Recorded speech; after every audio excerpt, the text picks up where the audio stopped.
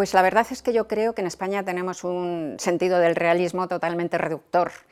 Aquí se considera que el realismo algo que para mí es mero costumbrismo y que es una parte muy pequeña de la realidad. En primer lugar, la realidad también incluye los sueños y los delirios y lo fantástico y lo imaginario, ¿no? Eso es una parte de la realidad.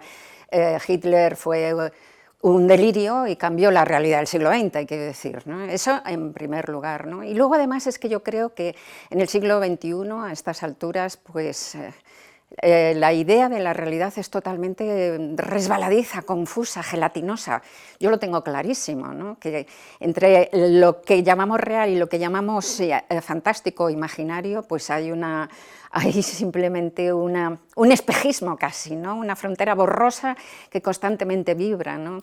Y en mis novelas y en mis libros, todos mis libros, hay unos que son más novelas formales, como La buena suerte, mi última novela publicada hace un par de años en España, y otros que son más, que juegan más con lo mestizo, con lo híbrido, más todavía en esa frontera confusa de la realidad, como mi último libro, que es El peligro de estar cuerda, que es una mezcla entre ensayo y ficción, ¿no? Pero es que en ambos registros de mi narrativa juego con eso, ¿no? Con la confusión que para mí es la percepción de lo real.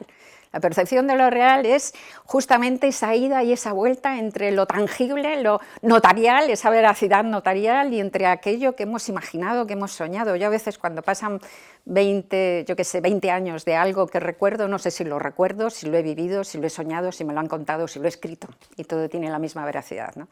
Y eso se ve muy bien en libros como El peligro de estar cuerda, ¿no? En donde realmente pues, hay eso, como digo, esa especie de falso ensayo, y de repente entra la ficción que, como si formara parte de la vida, completamente incardinada igual en la acción y en la reflexión, ¿no?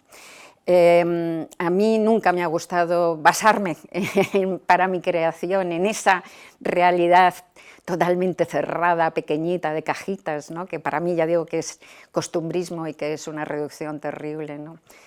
Yo prefiero, para intentar reflejar ese mundo interno y turbio y aleteante que es lo que yo veo del mundo en mi interior, pues prefiero esos juegos, ¿no?